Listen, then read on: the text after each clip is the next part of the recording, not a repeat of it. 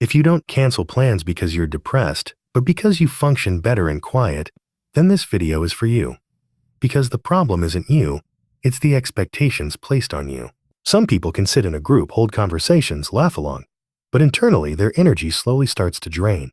They're not angry. They don't hate anyone. Their brain simply can't tolerate too much stimulation. And society is quick to judge. They're socially awkward. They're cold.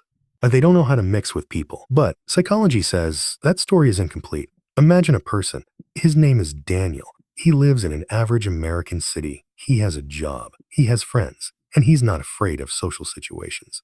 But Daniel doesn't accept every plan. On weekends, you'll often find him sitting alone in a coffee shop or walking slowly through a quiet park with his headphones on. People ask him, "Why are you always alone?" And Daniel doesn't have a philosophical answer. He just knows that being around too many people scatters his thinking.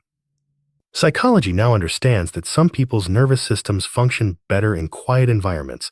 Where extroverts gain energy from interaction, some minds lose energy in it. That's not a weakness. More noise, more conversation, more emotional input. For people like Daniel, this isn't fuel. It's friction. Alone time isn't an escape for them. It's maintenance. There's a major misunderstanding that needs to be cleared up. Being alone and being lonely are not the same thing. Loneliness is pain. Solitude is a state. Loneliness empties you. Solitude organizes you. The problem is, from the outside, they look identical. Daniel looks alone, but internally, he's calm. Alone time allows him to process his thoughts, reflect on his decisions, and reconnect with himself. That's why he doesn't make big decisions in noise, whether it's a relationship or a career choice.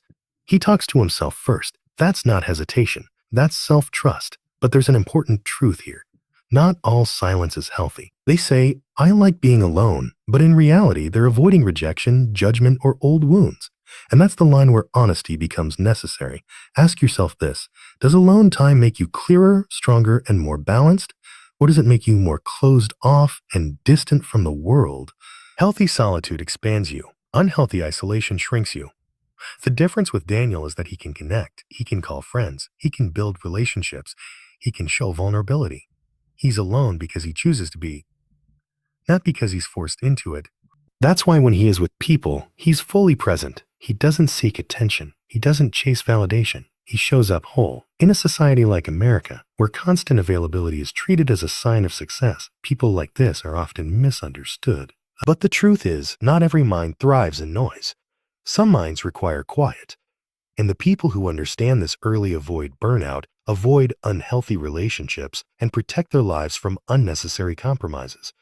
If you recognize yourself in this video, that's not an accident. It's a sign that your brain doesn't operate on external expectations, but on internal alignment. Just remember one thing: solitude becomes a strength when it's a conscious choice. Let it be a foundation, not a refuge. The next time someone asks you, "Why are you so quiet?" and you don't know an explanation, because someone who is at peace with themselves doesn't waste energy trying to convince the world. And maybe that's real intelligence.